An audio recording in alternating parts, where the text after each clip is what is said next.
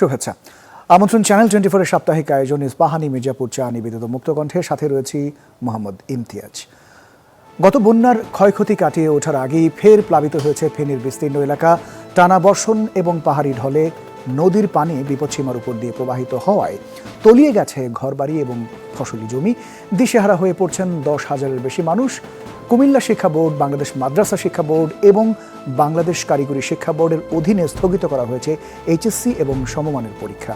বন্যা নিয়ন্ত্রণ এবং পানি ব্যবস্থাপনায় কেন ব্যর্থ বাংলাদেশ, এই বিষয় নিয়ে আলোচনা করতে আমরা আজকের আয়োজন করেছি। তাই আজকের বিষয় রেখেছি বাংলাদেশের বন্যা। আলোচনার জন্য সম্মানিত অতিথি হিসেবে আমার সাথে স্টুডিওতে রয়েছেন এমিরিটাস অধ্যাপক ডক্টর আইনুন নিশাত, রয়েছেন অনলাইনে আমার সাথে যুক্ত রয়েছেন বুয়েটের পানি ও বন্যা ব্যবস্থাপনা ইনস্টিটিউটের শিক্ষক অধ্যাপক ডক্টর এ.কে.এম. সাইফুল ইসলাম, এবং রয়েছেন আমাদের সহকর্মী আশরাফুল আলম আকাশ। আপনাদের তিনজনকে অনেক ধন্যবাদ, আমাদের সাথে আপনারা কষ্ট করে যুক্ত হয়েছেন।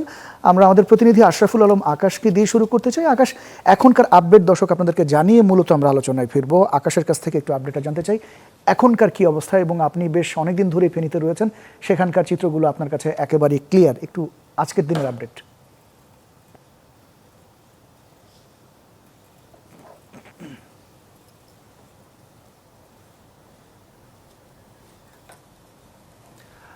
ইমতিয়াজ, বলতে গেলে বন্যার যে পরিস্থিতিটা আসলে শুরু হয়েছিল এক সপ্তাহ আগে থেকে, আসলে বন্যার এই যে রেসটা সেটা কিন্তু ফেনীর পরশুরাম এলাকায় শুরু হয়।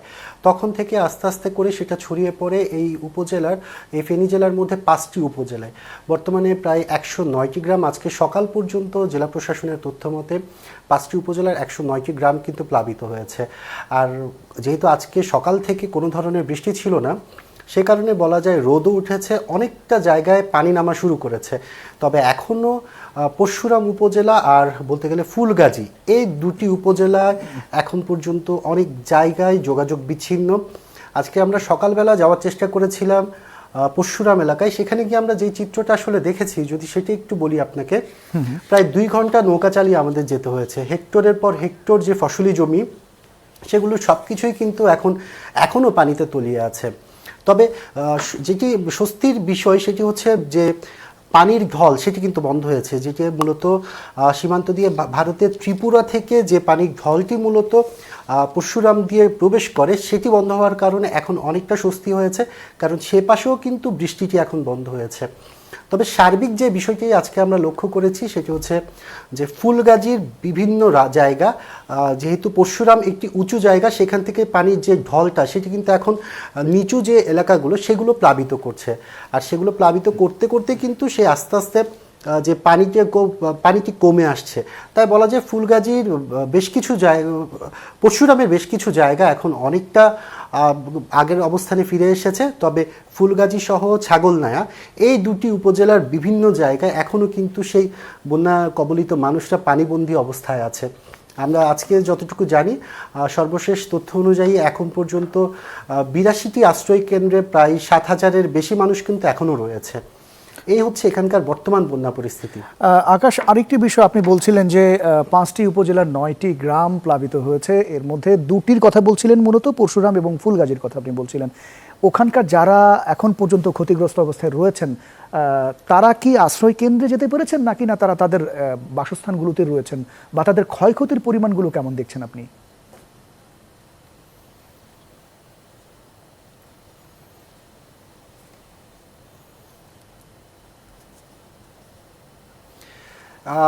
প্রথমেই বলে রাখি যে 5টি উপজেলার মধ্যে 9টি না, 109টি গ্রাম।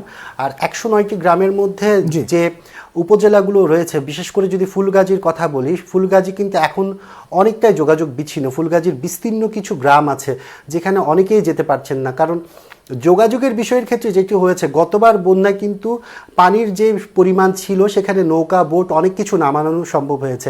আর এবারের বন্যার ক্ষেত্রে যেটি হয়েছে, অনেক সড়কে আমরা দেখেছি কিছু কিছু সড়কে কোমর সমান পানি, আর কতটুকু সামনে গেলে 1 কিলোমিটার 2 কিলোমিটার সামনে গেলে দেখা যাচ্ছে সেখানে কোনো পানি নেই।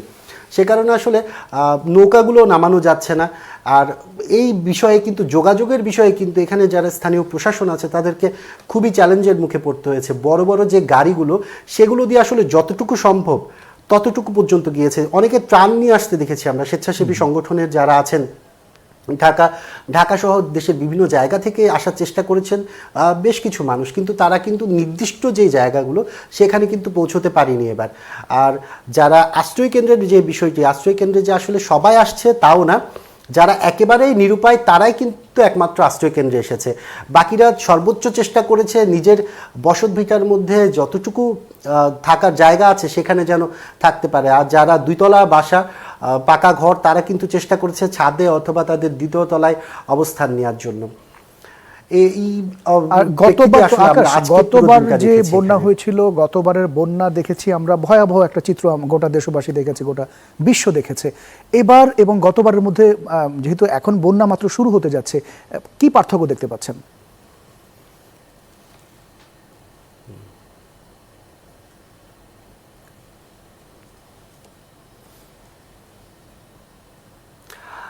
না, গতবারের বন্যার যদি সাথে তুলনা করি, এবারের বন্যার অনেক পার্থক্য আছে। কারণ গতবারের বন্যা পুরো ফেনী জেলাটিকে আসলে প্লাবিত করে ফেলেছে, আর এমনভাবে প্লাবিত করেছে সেখানে আসলে কোনো কিছু ঠাঁই খুঁজে পাওয়া যায়নি।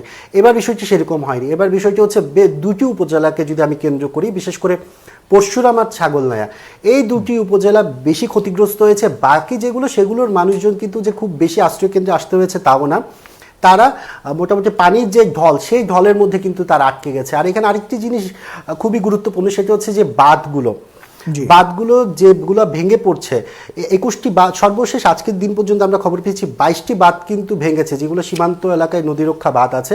সেই বাঁধগুলোর কারণে মূলত এই বন্যার যে পরিস্থিতি সেটি তৈরি হয়। নাহলে এখানকার যারা স্থানীয়রা আছেন তারা বলছেন বছরের পর বছর তারা দেখেছেন কখনো কিন্তু বৃষ্টির কারণে তাদেরকে জলাবদ্ধতা অথবা বন্যার শিকার হতে হয়নি। সামান্য বন্যা হলেও সেটি শেষ হয়ে গিয়েছে। তবে গত বছর আর এই বছর যে বন্যাটা তারা দেখছেন তার একমাত্র কারণ হচ্ছে এই বাঁধ। কারণ টেকসই বেড়িবাঁধ কিন্তু এখনও এই ফেনীবাসী পায়নি, যেটি তাদের দীর্ঘদিনের দাবি। অনেক ধন্যবাদ আশরাফুল আলম আকাশ, আপনার কাছে আমরা আবারও আসবো, আপনি থাকবেন আমাদের সাথে। অধ্যাপক আইনুন নিশাত, আপনার কাছে একটু আসতে চাই। প্রতি বছর কম বেশি বন্যা আমরা দেখি, এবং ফেনীতে বিশেষ করে আপনি দেখেন কেন অপ্রস্তুত, কেন বর্ষাকালে বৃষ্টি হবে, বৃষ্টি হলে বন্যা হবে, এটা খুব স্বাভাবিক, এটা খুব স্বাভাবিক। এবং এবছর যেটা ঘটেছে খুবই স্বাভাবিক, অস্বাভাবিক না। আপনি বাঁধ বানিয়েছেন, সেই বাঁধ ভেঙেছে, জি, তো অস্বাভাবিক না। আপনি সিঁড়ি দিয়ে উঠছেন, আপনি কি ভাবলেন যে সিঁড়িটা ভেঙে পড়ে যাবে? তাই না? দ্বিতীয়ত, এখন থেকে ধরেন বহু বছর আগে নদী দিয়ে পানি প্রবাহিত হতো, বেশি পানি আসলে প্লাবন ভূমিতে ঢুকতো। জি, আপনি এখন প্লাবন ভূমিতে ঢুকতে দেবেন না, কারণ বাঁধ দিয়েছেন, কারণ জমির ব্যবহারটা বদলাতে হবে। এখন থেকে 100 বছর আগে একটাই ফসল হতো প্রধান সেখানে, সেটা হচ্ছে আমন ধান, যেটা এখন লাগানোর সময় এসছে। কাজী এই কৃষকরা বীজতলা নিয়ে প্রস্তুত। কাজে ক্ষতি হলে বীজতলাতে ক্ষতি হয়েছে, কারণ এর আগে বোরো ধান কাটা হয়ে গেছে মে মাসের শেষ নাগাদ, আর জুন মাসের মাঝামাঝি নাগাদ। আর এখন জুলাইয়ের মাঝামাঝি থেকে অগাস্ট সেপ্টেম্বরের মাঝামাঝি পর্যন্ত আমন লাগানোর কথা। অল্প কিছু জমিতে আউশ হলেও হতে পারে, পাট হলেও হতে পারে। এগুলো দেশি প্রজাতির আউশ, পাট পানিতে ডুবলেও কিছু হয় না, 3 দিন 4 দিন 5 দিন পানিতে থাকতে পারে, সে পানির সাথে সাথে বাড়ে। এখন আপনার আমাদের প্রতিবেদক যার সাথে যে কথা শুনছিলাম, আমি নামটা মিস করেছি, সরি, আশরাফুল আলম আকাশ, আশা করি আকাশের মতোই তার দৃষ্টিভঙ্গি উদার। ওকে, হ্যাভিং সেড দ্যাট, ক্ষতি হবে কৃষিতে, ক্ষতির সম্ভাবনা খুব কম। বীজতলা, সরকারের উচিত হচ্ছে বীজতলাটা অন্য জায়গা থেকে ধান চারাগুলো তৈরি করে, এখনও সময় আছে, অগাস্টের মাঝামাঝি এই কাজ করলে হবে। দ্বিতীয় ক্ষয়ক্ষতি হচ্ছে অবকাঠামোতে, শিল্প কলকারখানা হোয়াটএভার যেগুলো আছে। কিন্তু সর্বনেশে জিনিস যেটা, সেটা হচ্ছে রাস্তাঘাট। এই যে প্লাবনভূমি যেটা বললাম, বৃষ্টির পানি আসতো, উপচে পড়ে, নদী উপচে পড়ে প্লাবনভূমি থেকে একদিক থেকে আরেক দিকে চলে, 100 বছর আগের কথা বলছি। এখন সেখানে আমরা এলো পাথাড়ি রাস্তা বানিয়েছি, এবং এই রাস্তায় কালভার্ট বানায়নি, বানালেও তার সাইজ খুব কম। গত বছর বন্যার, তখন মূল বন্যার সাংবাদিকদের হিসাবে পানি নেমে গেছে, ঠিক সেরকম সময়ে কোনো কারণে আমার চট্টগ্রাম যেতে হয়েছিল প্লেনেই যাচ্ছিলাম। আমি সাধারণত আইল সিটে বসি, আমি এয়ারপোর্টে উইন্ডো সিট নিলাম। কুমিল্লা পার হওয়ার পরের থেকে চকচক চকচক করছে নিচে। কুমিল্লা থেকে ফেনী, নোয়াখালীর কিছু অংশ এবং যতটুকু দেখা যাচ্ছে প্লেন থেকে, আমি দেখতে পাচ্ছি পানি ব্লক ব্লক আটকে আছে। মানে পানি যখন ঢলটা স্লোপ বেয়ে নামছে, ওই গ্রামের রাস্তায় আটকে আছে। আটকে আসলে পানি নামছে না। তাহলে কখন আমি বলবো বন্যার হাত থেকে রক্ষা পেলাম, কখন আমি বলবো যে বন্যার ক্ষয়ক্ষতি কমছে? খবরের কাগজে পড়লাম যে 5, 6, 7টা থানাতে ক্ষতি হয়েছে, অমুক অমুক থানাতে পানি কমেছে, অতএব বন্যার ক্ষয়ক্ষতি কমছে। মোটেই কমছে না। ওই যে পানিটা জমে আছে, জলাবদ্ধতা, এবং এটা দেখতে হবে এই জলাবদ্ধতাও বন্যা এক প্রকার, দুইভাবে। একটা হচ্ছে গ্রামীণ অঞ্চল, আরেকটা হচ্ছে শহর অঞ্চল, আরবান এলাকা। আরবান এলাকা মোটেই পানিতে ডুবে থাকা সহ্য করতে পারে না, তো পানি তো বেরোতে দিতে হবে। তা আটকালোকে লোকাল গভর্নমেন্ট ডিপার্টমেন্ট। আর এই যে বন্যাটা আসছে, এটার তো পূর্বাভাস, এবার তো পূর্বাভাস পরিষ্কার। পানি উন্নয়ন বোর্ড যে কথাগুলো বলেছে ঠিক সেই অনুযায়ী পানি এসছে। আবহাওয়া দপ্তর যেভাবে বৃষ্টির কথা বলেছে সেইভাবে বৃষ্টি হয়েছে। এখন আমাদের তো অনেক দিন পর পর যদি কোনো একটা জায়গাতে এই ঘটনা ঘটে, তখন প্রস্তুতি থাকে না। আর যদি ঘন ঘন ঘন ঘন হতে থাকে, তখন একটা প্রস্তুতি থাকে। যেমন ধরুন, পৃথিবীর সবচেয়ে উন্নত দেশ বলে যারা দাবি করে আমেরিকা, 100 জনের উপরে মারা গেছে এক্স্যাক্টলি একই ধরনের ফ্লাডে। কিন্তু সেখানে তো ওয়ার্নিং দিয়েছিল, তারা শোনেনি। আমাদের এখানে ওয়ার্নিং দিয়েছে, আমরা শুনিনি। জেলা প্রশাসন, স্থানীয় সরকারের কাজ ছিল যে ওই বাঁধগুলো পর্যবেক্ষণ করা। বইতে পড়েছি, মোগল আমলে বাঁধের উপরে কয়েক মাইল পর পর একটু চত্বরের মতো ছিল। এক পয়েন্ট থেকে আরেক পয়েন্ট ঘোষ সাওয়াররা প্রতিদিন 2 বার সকালে বিকালে পর্যবেক্ষণ করত বাঁধটা কোথায় দুর্বল হয়ে গেছে। যেখানে দুর্বল হতো সাথে সাথে মেরামত করত। গেল কোথায়?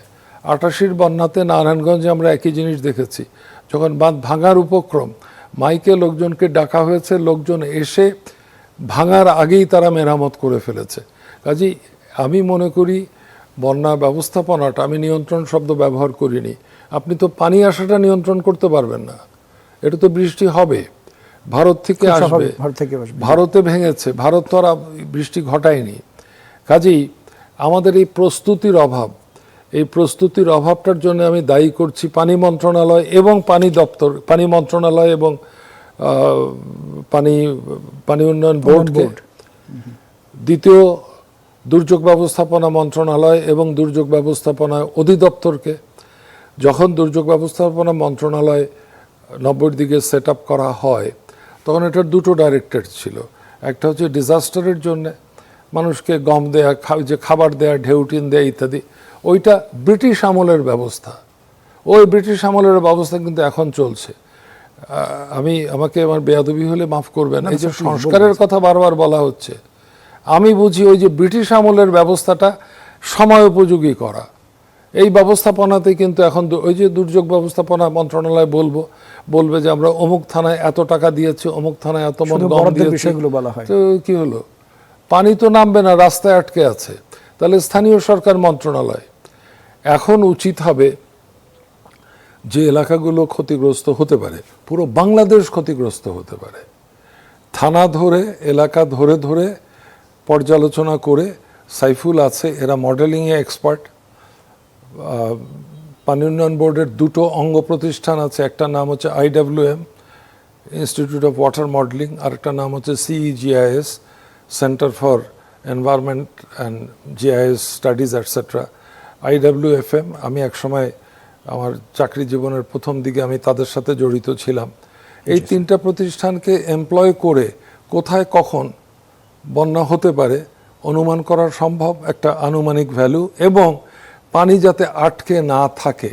এবারে যে বন্যাতে ভুগবে, পানি নেমে যাবে, সাংবাদিকরা বলবে নদীর পানি নেমে গেছে, কারণ নদী উপকূল পাড়ের থেকে নিচে, কিন্তু ভিতরের পানি তো নামবে না। আবার বৃষ্টিও হয়নি বলছিলেন আমাদের প্রতিনিধি, আজকে বৃষ্টি তো 5-6 দিন বৃষ্টি ছিল, ফোরকাস্ট ছিল আজকে থেকে বৃষ্টি হবে না। আমি খুব সোজা হিসাব দেই, গত 1-2 দিন আগে পূর্ণিমা গেছে, সাধারণত অমাবস্যা পূর্ণিমার সময় 4-5 দিন একটু বেশি বৃষ্টি হয়। আগামী 5-6-7 দিন বৃষ্টি হবে, এখানে ওখানে হবে, কিন্তু বিস্তীর্ণ একটা এলাকাতে প্রচণ্ড বৃষ্টি, এটা আগামী কয়েকদিন হয়তো নাও হতে পারে। তাহলে আমি এই কথা বলছি যে বিস্তীর্ণ পানি এসে ডুবিয়ে দিতে পারে, সেটা বন্যা। পানি বেরোতে পারলো না, সেটা বন্যা। ক্ষয়ক্ষতি হতে পারে, কোথায় কিভাবে ক্ষয়ক্ষতি হবে সেটা হিসাব করতে পারি, সেটা আমরা পর্যালোচনা করতে পারি। তাহলে ওই ক্ষয়ক্ষতিটা যেন না হয়। ওই ত্রাণ কেন্দ্রে নিয়ে গিয়ে ব্রিটিশ আমলের থেকে যে বন্যা ব্যবস্থাপনা ছিল, বের হতে হবে ওখান থেকে, আর চলবে না। ধন্যবাদ। অনেক ধন্যবাদ স্যার, আপনার কাছে চমৎকার উত্তর পেয়েছি। আবারও আপনার কাছে আসবো নিশ্চয়ই। অধ্যাপক ডক্টর সাইফুল ইসলাম, আপনার কাছে একটু আসতে চাই। আপনার কাছে এই মুহূর্তে জানতে চাই যে ফেনীতে বাঁধগুলোর খবর নিশ্চয়ই আমাদের প্রতিনিধির মাধ্যমে আপনি শুনছিলেন যে ইতোমধ্যে 22টি বাঁধ ভেঙে গিয়েছে। এই বিষয়টিতে আপনার বিশ্লেষণ রয়েছে কিনা একটু জানতে চাইবো। ধন্যবাদ আপনাকে। আমাকে বোধহয় শোনা যাচ্ছে, তাই তো? জি, নিশ্চয়ই শুনতে পাচ্ছি।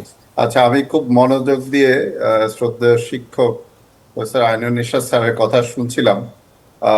মানে এখনো মনে হচ্ছে যে ক্লাসেই বসে আছি। স্যারের লং এক্সপিরিয়েন্স এন্ড যে কথাগুলি বলছেন, আসলে এর বাইরে যে কি বলবো জানি না। তবে আমি এই ঘটনাটা এবং গত বছরও যে বন্যা হয়েছিল এই সম্পর্কে একটু আলোকপাত করি। কারণ আমরা মনসুনের সময় বন্যায় তো আশা করব, বৃষ্টি হবে, বন্যা হবে, এবং স্বাভাবিক বন্যা থেকে অস্বাভাবিক হবে কোনো কোনো বছরে। তো এবছর কিছু মেট্রোলজিক্যাল ফেনোমেনা, যেটা আসলে একটু চিন্তারই বিষয়, যে গত বছরও দেখলাম। যেমন আমি যদি একটা উল্লেখ করি যে 24 ঘন্টায় ফেনী মেট্রোলজিক্যাল অফিস বলছে 439 মিলিমিটার, আর বিএমডি বলেছিল 400 মিলিমিটার বৃষ্টি হয়েছে 24 ঘন্টা।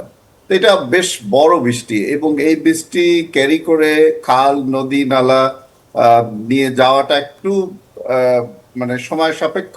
এবং স্যার যেটা বললেন যে এইখানে আমরা পানি যদি আটকিয়ে থাকে তাহলে বন্যার তীব্রতা, বন্যার যে পিক, সেটা কিন্তু বেশি হয়। দ্বিতীয় আর একটা ইন্টারেস্টিং জিনিস, যেহেতু আমাদের আপস্ট্রিমে পাহাড়গুলি আছে, একটু ফ্লাশি ক্যারেক্টারিস্টিক্স। আমরা যদি ওয়াটার বোর্ডের তথ্য দেখি, হ্যাঁ, আপনার মুহুরী নদীতে পরশুরামে, সেখানে দেখা গেছে যে উইদিন 24 আওয়ার্স আপনার 6.92 মিটার ওয়াটার লেভেল, মানে আপ টু আপনার 13.45 এরকম ওয়াটার লেভেল উইদিন 24 আওয়ার্স, 6 মিটারের উপরে, মানে 20 ফিটের উপরে আপনার পানি উঠে আসছে। এখন ওই যে প্রস্তুতি, এবং সেটা তখন ডেঞ্জার লেভেল ক্রস করে এবং এই অস্বাভাবিক বন্যার আর একটা, যেটা স্যার যেটা বলছিলেন যে আমাদের 22টি পয়েন্টে এমব্যাঙ্কমেন্ট ফেল করছে। এখন কেন ফেল করলো, এটা অবশ্যই যে এটা তো পানি উন্নয়ন বোর্ডের এবং স্থানীয় প্রশাসনের, এবং আমি বলবো যে ওই ডিজাস্টার ম্যানেজমেন্ট বা অন্যান্য সংশ্লিষ্ট মন্ত্রণালয়ের দেখার দায়িত্ব যে আমরা আজকে যে আলোচনাটা করতেছি এই মনসুনেরও আরো প্রায় আপ টু সেপ্টেম্বর যে সময়টা আছে, এবং আগামীতে এই যে ভালনারেবল এমব্যাঙ্কমেন্ট, সেগুলিকে আমরা কিভাবে মানে রিপেয়ার করতে পারি। যদি এই পয়েন্টগুলিতে ফেল না করতো তাহলে হয়তো আমাদের বন্যার তীব্রতাটা এরকম থাকতো না। কারণ আমি যদি দেখি যে রেকর্ড ওয়াটার লেভেল ওই স্টেশনে, হ্যাঁ, আপনার প্রায় 14.79 মিটার, আর হায়েস্ট উঠেছে 13 পয়েন্ট সামথিং। তা আমরা কিন্তু মানে অস্বাভাবিক রেকর্ডকে ক্রস করি নাই, এখনো 1 মিটার নিচে আছি। তার মানে, এবং এই পানিটা অলরেডি নেমে গিয়েছে। কিন্তু কি হলো, আমাদের বাঁধগুলি অপারেট করতে পারলাম না ঠিকভাবে। বাঁধগুলির মেইনটেনেন্স এবং রক্ষণাবেক্ষণের ফলে আমরা কিন্তু মারাত্মক বন্যায় আক্রান্ত হয়েছে। দ্বিতীয় কথা হচ্ছে, যেটা স্যার আলোকপাত করেছেন, যে উনি প্লেনে যাওয়ার সময় দেখেছেন আসলে পানি আটকিয়ে আছে। পানি আটকিয়ে থাকে কোথায়? নদীতে, খালে, বিলে। আমাদের শহরগুলিতে একটা বড় চ্যালেঞ্জ দেখি আপনার সলিড ওয়েস্ট ম্যানেজমেন্ট। এই খালগুলি আসলে অনেকটাই ডাস্টবিনের মতো ব্যবহৃত হয়, এবং বাজার, বাসা বাড়ির সকল ময়লা এটার মধ্যে যায়, 1 নাম্বার। 2 নম্বর হচ্ছে নদীতে যাওয়ার পরে নদীও কিন্তু ধীরে ধীরে সেডিমেন্টেশন হয়ে এই অতিরিক্ত পরিমাণ সলিড ওয়েস্ট এবং সেডিমেন্ট, যেহেতু রান অফের ব্যাপার আছে, আপস্ট্রিম থেকে ডিফরেস্টেশন অন্যান্য কারণে কিন্তু অনেক সেডিমেন্ট আসে। তো এই সেডিমেন্ট কিন্তু আবার আমাদের নদীতে জমা হয়ে যাচ্ছে। এবং আরেকটা বড় যেটা স্যার বলছেন যে আমরা বাঁধ দেওয়ার যেমন একটা সুফল থাকে যে শহর বা গুরুত্বপূর্ণ স্থাপনা আমরা রক্ষা করতে পারি, অন্যদিকে কিন্তু বাঁধ দেওয়ার ফলে কিন্তু সেডিমেন্টটা নদীর মধ্যেই ট্র্যাপ হয়। তো এই কারণে আমাদের নদীর ক্যারিং ক্যাপাসিটি বৃদ্ধি করার জন্য মানে সিস্টেমেটিক মেইনটেনেন্স, ড্রেজিং অনেক সময় দরকার এবং সলিড ওয়েস্ট ম্যানেজমেন্ট করা দরকার, যার ফলে কিন্তু আমরা আসলে পানিটা দ্রুত নেমে যেতে পারবে। এছাড়াও আমরা বিভিন্নভাবে দেখছি পলিউশন করা হচ্ছে বিভিন্ন ইন্ডাস্ট্রি থেকে, অন্যান্য কারণে। আর শহরগুলির আরেকটা ক্যারেক্টারিস্টিক্স, আপনি যদি ফেনী শহর বা অন্যদের কথা চিন্তা করেন, সেক্ষেত্রে আমরা সারা দেশেই দেখি র্যাপিড আরবানাইজেশন হচ্ছে, অর্থাৎ মানুষ নগরের দিকে দ্রুত আসছে এবং 2050 সাল নাগাদ পৃথিবীর 2/3 মানুষ নগরে বসবাস করবে।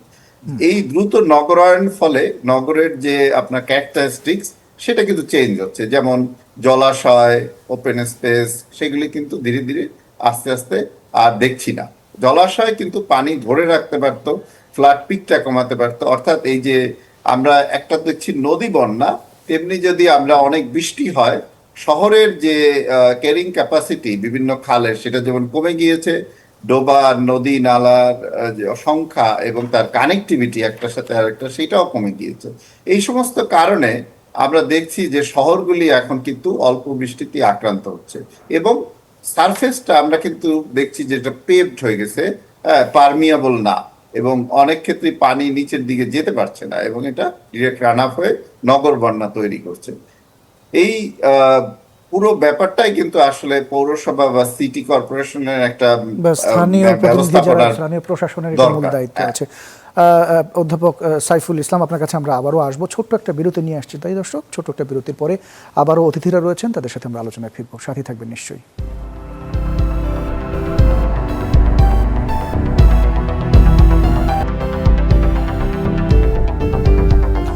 বিরতির পর আরও একবার স্বাগত ইস্পাহানি মির্জাপুর চা নিবেদিত মুক্ত কণ্ঠের সাথে রয়েছে মোহাম্মদ ইমতিয়াজ, সম্মানিত অতিথি হিসেবে রয়েছেন আমার সাথে এমিরেটাস অধ্যাপক ডক্টর আইনুন নিশাত, রয়েছেন বুয়েটের পানি ও বন্যা ব্যবস্থাপনা ইনস্টিটিউটের শিক্ষক অধ্যাপক ডক্টর AK সাইফুল ইসলাম, এবং রয়েছেন আমাদের সহকর্মী আশরাফুল আলম আকাশ। আকাশের কাছেই আবারও আসতে চাই। আকাশ, মন্ত্রণালয় এবং স্থানীয় প্রশাসনের ইস্যুসগুলো আমরা স্যাররা বলছিলেন, আমরা কথাগুলো শুনছিলাম।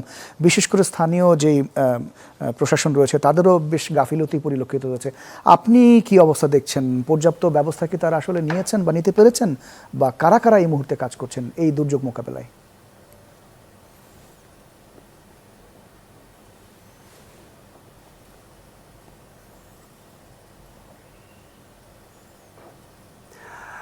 আসলে ফেনীর যে বাস্তবিক চিত্র সেটির কথা যদি বলি, এই যে সমাধানের কথা বলছেন, সমাধানের বিষয়টি আসলে যারা এখানে জেলা প্রশাসন, উপজেলা প্রশাসন বা স্থানীয় প্রশাসনের কথা যদি বলি, আসলে তাদের হাতে কিছু নেই। কারণ যে পরিমাণ অর্থ, যে পরিমাণ সিদ্ধান্ত, যা যা দরকার সেগুলো আসলে মন্ত্রণালয় কিংবা সরকারের পক্ষ থেকে আসলে এই সমাধানগুলো নেওয়া সম্ভব। কারণ যে প্রজেক্টগুলো বাস্তবায়ন করতে হবে, স্থায়ী বাঁধ নির্মাণের জন্য একটি বড় ধরনের প্রজেক্ট সরকার গ্রহণ করতে যাচ্ছে, কিন্তু সেই পরিকল্পনা বাস্তবায়ন কতটুকু হচ্ছে, আসলে হচ্ছে কি না, এই বিষয়টি এখানে সবচেয়ে বেশি গুরুত্বপূর্ণ। কারণ স্থানীয় যারা আছে তারা প্রত্যেকে একটি কথা বলেছে, জনপ্রতিনিধিদের সাথে আমরা কথা বলেছি, যারা সামাজিক কর্মকাণ্ড করছে তাদের সাথেও কথা বলেছি, বিভিন্ন সরকার এসেছে গিয়েছে, কিন্তু কখনো এই টেকসই বেড়িবাঁধের বিষয়ে কখনো কেউ কিন্তু আশ্বাস দিল, বাস্তবায়নটি হয়নি। তবে দেখা যায় যে কি, যেটি আসলে মেরামত করার বিষয়টি, সেটির জন্য কিন্তু প্রতিনিয়ত বাজেট নেওয়া হচ্ছে, প্রতি বছর বর্ষার আগে সেগুলো মেরামত করা হচ্ছে, কিন্তু যে পরিমাণ আসলে সাপোর্ট পাওয়ার কথা, যে পরিমাণ টেকসই হওয়ার কথা, সেই সুযোগ সুবিধা কিন্তু এখন পর্যন্ত সীমান্তের পার্শ্ববর্তী যারা আছে তারা কিন্তু সেগুলো পাচ্ছে না। তাই এটি খুব সহজ বিষয় যে এই সিদ্ধান্তগুলো আসলে উপরের মহল থেকে আসলেই তখন কিন্তু এইসব জেলা পর্যায়ে সেগুলো বাস্তবায়ন হওয়া সম্ভব। অনেক ধন্যবাদ আকাশ। আপনার কাছে আবারও আসবো অধ্যাপক আইনুন নিশাত স্যার, আপনার কাছে একটু জানতে চাই যে আকাশ যেই কথাটি বলছিলেন যে স্থানীয় প্রশাসনের আসলে সেই অর্থে খুব সুযোগ নেই সরাসরি মন্ত্রণালয় থেকে, আপনিও বলছিলেন শুরুর দিকে স্যার এই কথাগুলো। আমি মানতে রাজি না এই কারণে, জি, বাংলাদেশ পৃথিবীর অন্যতম দেশ বলা যেতে পারে যারা পায়োনিয়ার, যারা শুরু করেছে, এবং পৃথিবীর বিভিন্ন দেশ বাংলাদেশের কাছ থেকে এসে তাদের দলিল কপি করে নিয়ে গেছে। দলিলটার নাম হচ্ছে স্ট্যান্ডিং অর্ডার অন ডিজাস্টার। এখন দুর্যোগের দুটো ভাগ হতে পারে, একটা হচ্ছে স্বাভাবিক সময়ে যে কাজ, ফেনীতে ডিসেম্বর মাসে তো আর বন্যা হয় না, অগাস্ট সেপ্টেম্বর এই সময়টার মধ্যেই, জুনের শেষের দিকে হতে পারে, জুলাই আগস্ট সেপ্টেম্বর, অক্টোবরে বন্যা হলে মহাবিপদ। কাজে টাইমিং এর সাথে সম্পর্ক আছে। যদি এপ্রিল মে মাসে বন্যাটা হয়, হতে পারে সিলেটে হয় প্রায়, তাহলে বোরো ধান 12টা বাজবে। আর যদি অক্টোবরে হয়, যেটা গত বছর কিন্তু দেরিতে হয়েছে, তখন কিন্তু ধান ক্ষতিগ্রস্ত হচ্ছে। তাহলে ওই স্ট্যান্ডিং অর্ডার অন ডিজাস্টারে সময় ভাগ করা আছে, সরকারি দলিল, যে স্বাভাবিক সময় কে কি করবে, প্রত্যেকটা মন্ত্রণালয়, প্রত্যেকটা প্রতিরক্ষা সংক্রান্ত যারা police, army, BDR, school, college, NGO, civil society, কার কি বলা আছে। তাহলে এই যে বাঁধ মেরামতের কাজ, এটা তো বন্যার সময়ের কাজ না, এটা শুকনো সময়ে শক্ত করে করা। আর দুর্যোগের সময়ে, এই দুর্যোগের আগে, অল্প আগে, দুর্যোগ চলাকালীন এবং দুর্যোগ শেষে।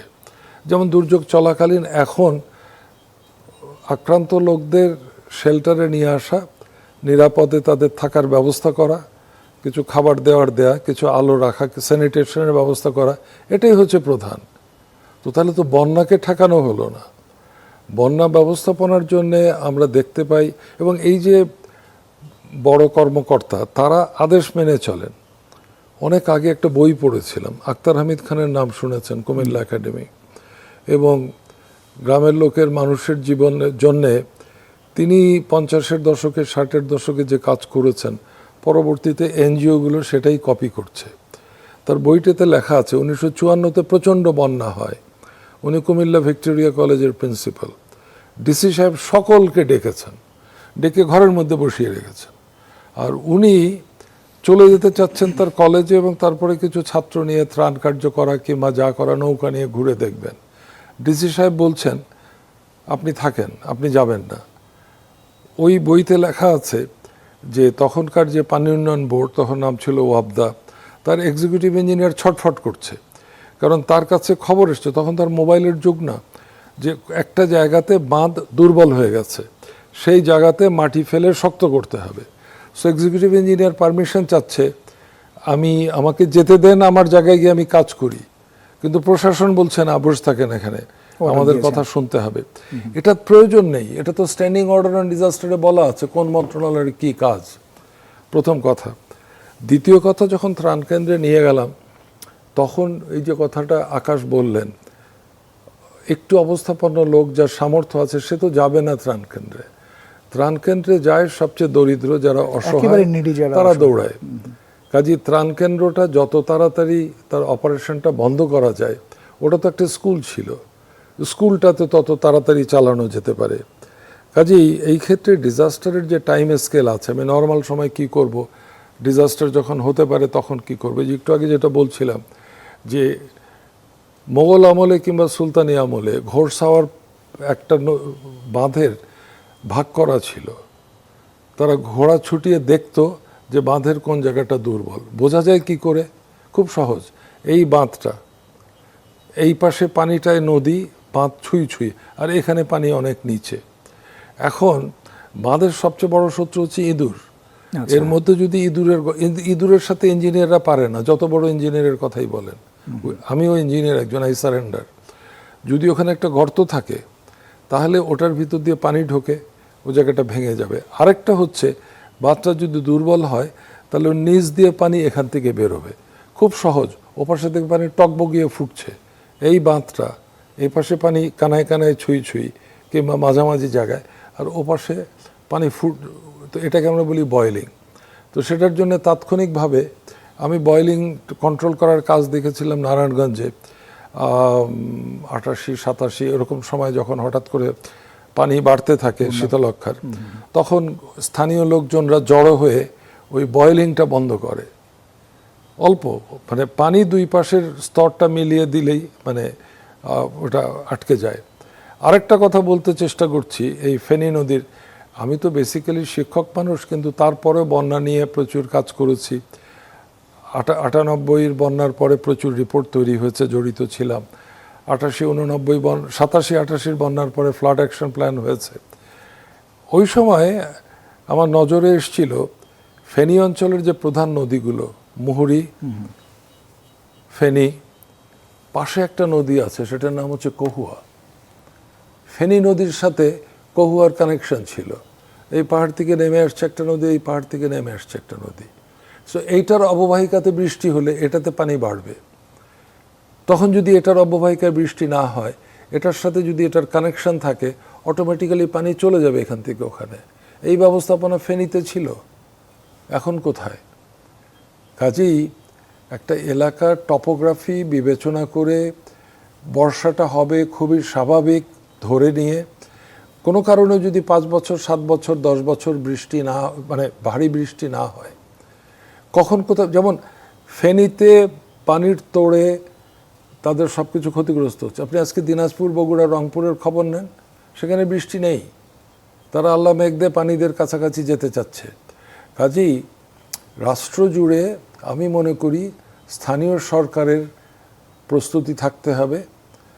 আমাদের ওই রিলিফ দেওয়ার কালচার থেকে বেরোতে হবে, ঘটা করে রিলিফ দেওয়া বন্ধ করতে হবে, মানুষকে সত্যিকারভাবে হেল্প করতে হবে। এর পরপর পুনর্বাসনের কাজ করতে হবে, যাদের বাড়িঘর পড়ে গেছে পানির চাপে সেগুলোকে ঠিক করে দিতে হবে, তার ধানের চারা জোগাড় করে দিতে হবে। মাছের ঘের যাদের আছে তারা যদি চারপাশে নেট দিয়ে উঁচু করে, জানতে হবে তার কোথায় ক্ষতি হতে পারে, এটা আমরা জানি। কিন্তু যে কথা বারবার বলতে চেষ্টা করছি, যে ব্রিটিশদের আগেও ব্রিটিশরা তো নিজেরা কিছু করতো না, স্থানীয় সরকার নিজেরাই ব্যবস্থাপনা করতো। কিন্তু তারপরে দেশ স্বাধীন হওয়ার পরে পাকিস্তানের 25 বছর আর আমাদের এই 53 বছর আমরা সব সরকারের মুখের দিকে তাকিয়ে আছি। দুর্যোগ ব্যবস্থাপনাতে স্থানীয় সরকারকে এফেক্টিভলি ব্যবহার না করতে পারলে, এই যে জায়গায় বাঁধগুলো ভেঙেছে এগুলো তো রাস্তা হিসাবে ব্যবহার হয়, এই মানুষগুলো তো নিয়মিত ওই এলাকার এই বাঁধের উপর দিয়ে যাচ্ছে, তারা জানে কোনখানে দুর্বল। এবং আমাদের একটা থানাতে 8টা 9টা 7টা যে কয়টা ইউনিয়ন আছে, প্রত্যেকটা ইউনিয়নে 9টা করে ওয়ার্ড আছে, 12 জন ওয়ার্ড মেম্বার আছে, 3 জন মহিলার সহ। তার মানে প্রত্যেকটা ওয়ার্ড মেম্বার তার যে অংশটুকু, বাঁধটা ভাঙলে তো তার ক্ষতি হবে, ঢাকার বড় কর্তার মন্ত্রী আর উপদেষ্টা মহোদয়ের কিচ্ছু হবে না, গরম বক্তৃতা দেবে। কাজেই এর দায়িত্বটা স্থানীয় লোভে নিতে হবে। এটার জন্যে আরেকটা কথা বলি আপনাকে, এই ধরনের প্রাকৃতিক দুর্যোগ ভবিষ্যতে আরও বেশি হবে। এই সমস্যাটা আমার না, আমি তো কয়েক বছরের মধ্যে নেই, কিন্তু এখন থেকে 20 বছর 25 বছর 50 বছর 100 বছরে intensity and frequency of natural disaster বাড়বে। পৃথিবীর সব দেশ এগ্রি করছে, লেখা আছে। এবং তাতে কি করতে হবে, অনেকগুলো কাজ করতে হবে। তার একটা কাজ হচ্ছে অ্যাডাপ্টেশন, অভিযোজন। এই যে ক্ষয়ক্ষতিগুলো হতে পারে, যে বিরূপ প্রতিক্রিয়াগুলো হতে হবে, সেটা মোকাবেলা করার জন্য কি করতে হবে, তার প্রথম দলিল আমরা তৈরি করেছি 2005 সনে, তার অ্যাব্রিভিয়েশন হচ্ছে নাপা। তারপরে আমরা 2009 সনে আর 10 সনে তৈরি করেছি BCCSAP, Bangladesh strategy for climate change etcetera etcetera. এরপরে বিশ্ব এখন বলেছে প্রত্যেকটা দেশকে তার অ্যাডাপ্টেশন প্ল্যান দিতে হবে, কারণ এই ঘটবে, বন্যা হবে, খরা হবে, নদী ভাঙন হবে, ল্যান্ডস্লাইড হবে, পোকামাকড় বাড়বে, ইত্যাদি ইত্যাদি। তো তাই নদী ভাঙন বাড়বে, আমরা দেখতে পাচ্ছি পদ্মা ভাঙছে, তো বিভিন্ন জায়গায় বিভিন্ন এলাকায় ভাঙন দেখা যাচ্ছে। পদ্মা কিন্তু সেতুর সাথে কোনো সম্পর্ক নাই, ভাঙছে সেতুর থেকে 8-10 কিলোমিটার দূরে। কাজে যে বা যারা হেডিং দিয়েছেন পদ্মা সেতুতে নদী ভাঙন হচ্ছে, অ্যাবসলিউটলি বিভ্রান্তিকর এবং মানুষকে ভুল পথে নিয়ে যাচ্ছে। হ্যাভিং সেড দ্যাট, তো তাহলে এখন পৃথিবী জুড়ে বলা হয়েছে তোমরা ন্যাপ ডকুমেন্ট তৈরি করো। আমরা তৈরি করেছি 22 সনে, তখনকার ক্যাবিনেট অ্যাপ্রুভ করেছে, বিশ্বে পাঠানো হয়েছে, আমি তো আর পাঠাইনি, বিশ্বে প্রশংসিত হয়েছে। 150-60টা দেশ তৈরি করেছিল। এখন বলা হচ্ছে এর সেকেন্ড ভার্সন, আপডেটেড ভার্সন 2026-এর মধ্যে জমা দিতে হবে। এবং বলা হচ্ছে এই ন্যাপ ডকুমেন্টগুলো প্রথমে করা হয়েছিল নাপা, তারপরে এবার ন্যাপ, ন্যাশনাল অ্যাডাপ্টেশন প্ল্যান। এটার মধ্যে স্থানীয় পর্যায়ে কিভাবে তোমরা কাজ করবে দুর্যোগ ব্যবস্থাপনা, এটার অ্যাব্রিভিয়েশন হচ্ছে লাপা। এই লাপা ডকুমেন্ট প্রথম করেছিল নেপাল, এখন পৃথিবীর সব দেশকে বলা হচ্ছে তোমরা লাপা করো। সো বাংলাদেশেও NAP2 যেটা 2026-এ দিতে হবে, পৃথিবীর কাছে জমা দিতে হবে এবং বাংলাদেশ এটা ফলো করবে, এই হচ্ছে এক্সপেকটেশন। তো এটা তৈরি শুরু হবে হয়তো কিছুদিন, বেশি বাকি নেই। আর লোকাল লেভেলে আমরা ডকুমেন্ট করব। আমার বক্তব্য হচ্ছে এই গত 50 বছরে যদি দেখি, বহু সুন্দর সুন্দর সুন্দর সুন্দর ডকুমেন্ট আছে। এই যে হঠাৎ করে বৃষ্টি হলো, এটা কিন্তু সম্পূর্ণ প্রাকৃতিক। এটার কারণে কিন্তু জীববৈচিত্র্যের উপরও ক্ষয়ক্ষতি হবে, গাছপালা প্রচুর নষ্ট হবে, মাছের ক্ষতি হবে। সো বায়োডাইভার্সিটিও তার সাথে চলে এসছে। যে 24 ঘন্টা যে কথা বলেন যে প্রায় 500 মিলিমিটার বৃষ্টি, এই বৃষ্টি যদি ঢাকায় হয় তাহলে আমাদের ঢাকার কি অবস্থা? ঢাকায় যদি বৃষ্টি হয় তাহলে বোধ করি গুলশান, বারিধারা মোটামুটি শুকনো থাকবে, কিন্তু সাইফুল যেখানে থাকে তার বাড়িতে একতলা ডুবে যাবে, দোতলায় উঠতে হবে তাকে, সে যদি নিচে থাকে। সাইফুল তোমাকে অ্যালার্ট করছি। আর এইখানে যে বিল্ডিংয়ে আমরা কথা বলছি, প্রিয় দর্শক, আমরা 12 তলায় বসে আছি, কিন্তু একতলার লোক মহাবিপদে থাকবে, তার একতলাটাও ডুবে যাবে। আপনি কি চিন্তা করতে পারছেন? বাংলাদেশ সরকারকে যারা ন্যাপ তৈরি করেছেন তারা বলেছিলেন যে 300 মিলিমিটার নিয়মিত হবে, আপনারা রেডি থাকেন। 500 মিলিমিটার হতে পারে। এই যে আমেরিকার কথাটা টেনে আনলাম, যে এত উন্নত দেশ, তাদের একদিনে 2 ঘন্টায় যে বৃষ্টি হয়েছে সেটা 1 মাসের বৃষ্টির বেশি, এবং কোনো কোনো রিপোর্টে পড়েছি 1 বছরের বৃষ্টির সমান। কিন্তু তাদের ফোরকাস্ট ছিল, অত শিক্ষিত লোকও বোঝে নাই। এখন আমাদের এখানে ফোরকাস্টে আবার যাই, আমাদের বৃষ্টির ফোরকাস্ট করে আবহাওয়া দপ্তর। আমি স্যালুট জানাচ্ছি, তাদের ফোরকাস্ট মোটামুটি করে। কিন্তু দাঁড়ান, কিন্তু যে ভাষায় ফোরকাস্ট করে এটা আমি আর সাইফুল বুঝি, আর কেউ বোঝে না। কারণ তাদের ফোরকাস্টগুলো টেকনিক্যাল ভাষায় দেয়া হয়, আর দেয়া হয় ডিভিশন ভিত্তিক। বাংলাদেশে 8টা ডিভিশন আছে, আরও 2টো হব করছে। এই 10টা ডিভিশন ভিত্তিক দেয়া হয়। স্থানীয় পর্যায়ে ইদানিং তারা চেষ্টা করছে ফোরকাস্ট দিতে, কিন্তু আমেরিকার যে ম্যাপে দেখায় এই জায়গায় হবে, আমি নিজে CNN এবং BBC 8:05 আগে দেখি, কারণ সেখানে তারা আবহাওয়ার ফোরকাস্ট করে। আর বন্যার ফোরকাস্টটা করে আমাদের এখানে পানি উন্নয়ন দপ্তর, এবং তাদের একটা ডিপার্টমেন্ট আছে ফ্লাড ফোরকাস্টিং। আমি আপনাকে শিখিয়ে দিই এবং সকল দর্শকের জন্য বলছি, তাদের ওয়েবসাইটটার ঠিকানা আমি প্রচার করছি তাদের হয়ে, www.ffwc.gov.bd। আমার যখন প্রয়োজন হয় আমি ওই ওয়েবসাইটে ঢুকি, একটু ঘাটাঘাটি করলেই সব তথ্য পাওয়া যাবে। পানিটা, এই যে সাইফুল ভেরি কারেক্টলি বলল যে গত বছরের বন্যার তুলনায় 1 মিটার কম, কিন্তু তারপরেও কিন্তু এটা মারাত্মক বিপর্যয়ের কারণ। যাদের ক্ষয়ক্ষতি হচ্ছে আমি তাদের জন্য শুধু সহানুভূতি জানাতে পারছি, কিন্তু এটা তো সাফিসিয়েন্ট না। মাঝে মাঝে কিছু কিন্তু তারা যদি শুধু তারা যদি এই ওয়েবসাইটে ঢুকতে পারতেন। এখন এখানে পানি উন্নয়ন বোর্ডের website very good, excellent, super. তারা 15 দিন পর্যন্ত বোধহয় অ্যাডভান্স ওয়ার্নিং দেয়, তবে 3 দিনটা খুব অ্যাকিউরেট হয়। সে 3 দিন, 7 দিন, 5 দিন, 15 দিন ইত্যাদি দিচ্ছে নদী ভিত্তিক। তারা আবার দেয় নদী ভিত্তিক, এলাকা ভিত্তিক না। সো নদী ভিত্তিক দিচ্ছে। এটা কোনো গোপনীয়তা নাই এখানে। আমার জানা মতে তাদের এটা যখন তৈরি হয় সকাল 9টা কি 10টা কি 12টা, সাথে সাথে আমার জানা মতে সকল সম্পাদকের কাছে পাঠিয়ে দেয়া হয়, সকল অধিদপ্তরে পাঠিয়ে দেয়া হয়, সকল মন্ত্রী মহোদয়ের কাছে পাঠিয়ে দেয়া হয়, সকল সচিবের কাছে পাঠিয়ে দেয়া হয়, পানি উন্নয়ন বোর্ডের সকল ডিভিশনে পাঠিয়ে দেয়া হয়। আমি কালকে ঢুকেছিলাম ওদের ওয়েবসাইটে, ঢুকে শুধু দেখলাম যে এই ফেনীর মাথায়, ওই মুহুরীতে এবং ফেনী নদীর ওই এলাকাটাতে হলুদ রং, প্রথমে লাল ছিল, একটা লাল ছিল, এখন হলুদ হয়েছে। আর দেশ জুড়ে বাকি কোথাও কিন্তু কোনো পূর্বাভাস নেই। তাহলে হঠাৎ করে এক জায়গায় বৃষ্টি হতে পারে, এবছর আরও কোনো জায়গায় হতে পারে। কিন্তু এই দুটো ফোরকাস্ট যদি আমরা দেখি, এখন আমার প্রস্তাব হচ্ছে এই দুজনের ফোরকাস্টকেই, বৃষ্টির ফোরকাস্ট, সেটার বিরুদ্ধে আবার বৃষ্টির ফোরকাস্ট যারা দেয় তারা আবার সাইক্লোনের ফোরকাস্ট দেয়। জি, সাইক্লোনের ফোরকাস্ট তো আরও দুর্বোধ্য আমার কাছে। আমিও বুঝি না, সাইফুল কতটা বোঝেন আমি জানি না। কদিন আগে 3 নম্বর ওয়ার্নিং ছিল, 3 নম্বরটা কি? 4 নম্বর দিলে যে ওখানে হতে পারে, সাতক্ষীরাতেও 3 নম্বর, কক্সবাজারেও 3 নম্বর। এটা তো সাইক্লোনের সম্ভাবনা কতটুকু? এইবার বলল বৃষ্টিপাতের সম্ভাবনা অনেক, আর ওয়ার্নিংটা হচ্ছে সাইক্লোন সংক্রান্ত। 1 থেকে 11 নম্বর পর্যন্ত, আমি ভুল বলিনি, 1 থেকে 10 প্রচার হয়, 11 আছে। 11-র মানে হচ্ছে আবহাওয়া দপ্তর কাজ করিতেছে না, মানে অফিস কোনো কারণে যন্ত্রপাতি কাজ করছে না।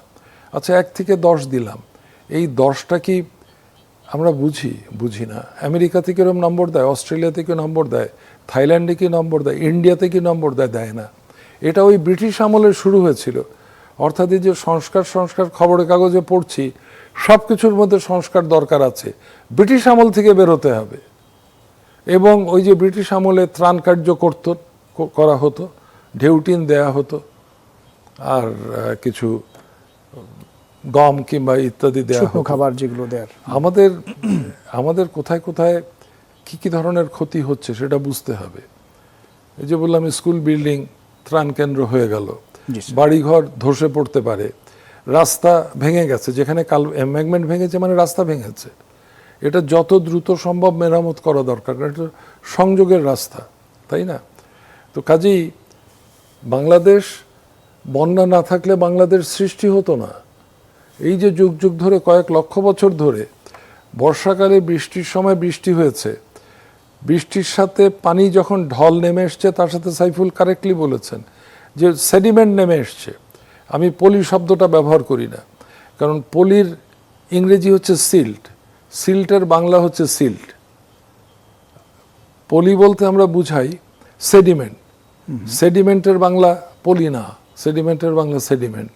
অর্থাৎ মোটা পাথর, চিকন পাথর, মোটা বালু, মাঝারি বালু, চিকন বালু, ক্লে, সব মিলে হচ্ছে সেডিমেন্ট। এই যে সেডিমেন্টটা নেমে আসে পাহাড়ি অঞ্চল থেকে, এটার মাধ্যমেই তো বাংলাদেশ সৃষ্টি হয়েছে।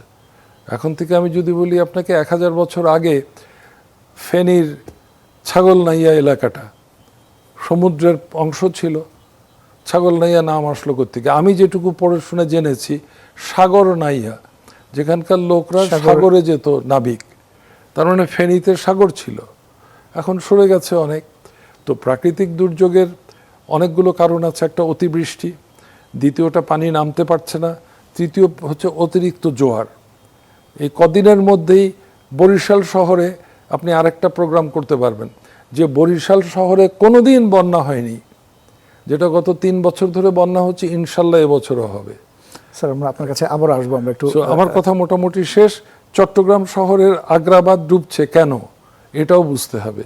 কাজে বন্যার কারণ কোথায়, কি হচ্ছে, ক্ষতিটা কিভাবে হচ্ছে, এটা বুঝে সেটা মোকাবেলা করতে হবে। অনেক ধন্যবাদ স্যার, আপনার কাছে আমরা আবারও আসছি। জনাব সাইফুল ইসলাম, এবার আপনার কাছে একটু জানতে চাইব যে আমাদের বাংলাদেশের মতো যদি নেদারল্যান্ডসের কথা আমরা দেখি, সেটাও কিন্তু একটা নদীমাতৃক দেশ, বন্যাপ্রবণ দেশ। আমাদের যদি 80% বন্যাপ্রবণ এলাকা থাকে, তাদের 60%, কিন্তু তারা এই বন্যাকে জয় করে, যেটা স্যার বলছিলেন, শক্তিতে তারা পরিণত করেছে, অর্থনৈতিকভাবে, সমাজ এবং রাষ্ট্র বিনির্মাণ যেভাবে তারা কাজে লাগিয়েছে। আমরা এই নেদারল্যান্ডসের পানি ব্যবস্থাপনা কি কোনোভাবে কাজে লাগাতে পারি কিনা, বা তাদের এই অনুসরণ করতে পারি কিনা, তাদের প্ল্যানিংগুলো? আচ্ছা, আমি থ্যাংক ইউ, স্যারের কথা শুনছিলাম বেশ মনোযোগ দিয়ে, অত্যন্ত গুরুত্বপূর্ণ আলোচনা। নেদারল্যান্ডের সাথে বাংলাদেশের অনেক ক্ষেত্রেই তুলনা হবে না, কারণ আমাদের ছোট একটা দেশ হলেও আমরাও একটা ডেল্টা, কিন্তু অনেক ভেরিয়েশন আছে। যেমন আমাদের যে অঞ্চলে আমরা এখন বলছি, তার আপ স্ট্রিমে কিন্তু অনেকগুলি পাহাড় আছে, এবং এখান থেকে পানি খুব দ্রুত আসে, ফ্লাশি ক্যারেক্টারিস্টিক্স। এবং আমাদের যে বিশাল ডেল্টার প্রায় 7% আমরা বাংলাদেশে আছে, এবং বাকি 93% গ্যাঞ্জেস, ব্রহ্মপুত্র, মেঘনা বেসিনের আপনার দেশের বাইরে। তো হিউজ পরিমাণ পানি মনসুনে এখানে নিয়ে আসে, সাথে সাথে সেডিমেন্টও নিয়ে আসে। এই জন্য আমাদের সেডিমেন্ট ব্যবস্থাপনা অনেক অনেক ডিফিকাল্ট, অনেক টাফ, এবং এই বন্যা ব্যবস্থাপনার ক্ষেত্রেও আমরা একটা বিশাল অংশ ক্যাচমেন্ট যেহেতু দেশের বাইরে, আমরা আসলে এটার অনেক ক্ষেত্রে রেজাল্ট ভোগ করি। অন্যদিকে আবার সমুদ্র অঞ্চলে আমাদের কিন্তু জালের মতো অসংখ্য নদী আছে, এবং নেদারল্যান্ডের যে কোস্টাল এরিয়া সেখানে এরকম সেডিমেন্ট রিভার এইভাবে কিন্তু আসে না। তারা অনেক মানে প্রকল্প নিয়ে তারা আসলে ল্যান্ড রিক্লেইম করেছে, এবং তারা শক্তিশালী বাঁধ করেছে আপনার 500 এবং 1000 রিটার্ন পিরিয়ডের, এবং তাদের অর্থনৈতিকভাবেও তাদের শক্তিশালী। কিন্তু আমাদের এই যে ডেল্টার যে কানেক্টিভিটি, ইকোসিস্টেম এবং অন্যান্য যে জিনিস আছে, যেভাবে আমাদের প্রকৃতি এবং বৈচিত্র্য, সেটা নেদারল্যান্ডের সাথে মিলবে না। এখন আমি একটু আসি, তাহলে কি আমরা বন্যা ব্যবস্থাপনায় যেতে পারবো না? এটা ঠিক না। আমি প্রথমে একটু ওয়ার্নিং সিস্টেমে আমাদের অনেক প্রোগ্রেস হয়েছে, আমরা অনেক ধন্যবাদ দিব ওয়াটার বোর্ড এবং আপনার বিএমডিকে, কিন্তু আমাদের দুর্বলতাও আছে। যেমন আমরা যদি দেখি 7ই জুলাই ওয়াটার বোর্ডের যে ফোরকাস্ট, সেখানে বলা হয়েছিল however they are expected to flow below the danger level, অর্থাৎ আপনার মোহরী, সাঙ্গু এগুলি আসলে 8 তারিখ ডেঞ্জার লেভেলের নিচে থাকবে, হ্যাঁ, ওভার দ্য নেক্সট 2 ডে। কিন্তু আমি যেটা বললাম যে একদিনে 6 মিটারের উপরে ওয়াটার লেভেল জাম্প করেছে, এবং আপনার 432 মিলিমিটার ফেনী স্টেশনের বৃষ্টি হয়েছে। তো এই ফ্লাশি ক্যারেক্টারিস্টিক্সের জন্য তারা কিন্তু বেশি আগে সতর্কতা দিতে পারেনি, যেটা স্যার আগে বলছিলেন। এই অঞ্চলের বন্যা নিয়ে এখন একটু নূতন করে চিন্তা করতে হবে, এবং এটার জন্য আসলে ফোরকাস্টিং সিস্টেমকে আরো ইমপ্রুভ করতে হবে।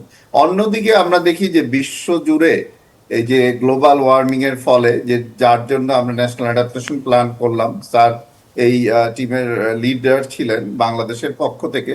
তো এইখানে আমরা দেখছি যে আমরা ভবিষ্যতে এই বাংলাদেশের অ্যাডাপ্টেশন ডকুমেন্ট বা আইপিসিসির যে প্রজেকশন আছে, তাতে দেখা যাচ্ছে ভবিষ্যতে বৃষ্টির পরিমাণ, মনসুন বৃষ্টির পরিমাণ বাড়বে, এবং এই রিটার্ন পিরিয়ড, যেটা আগে 10 বছরে হইতো, সেটা এখন 2 বছরে দেখা যাবে যে রিটার্ন পিরিয়ডটা আরো ফ্রিকোয়েন্ট হবে। দেখা যাবে যে আমরা দ্রুত এই ধরনের সিচুয়েশন প্রতি বছরই আমরা দেখছি। অন্যদিকে আপনি যদি দেখেন যে এই যে সাইক্লোন কেন হয় বা লো প্রেশার সিস্টেম, 6 তারিখে কিন্তু বে অফ বেঙ্গলে আমরা একটা লো প্রেশার সিস্টেম দেখেছি।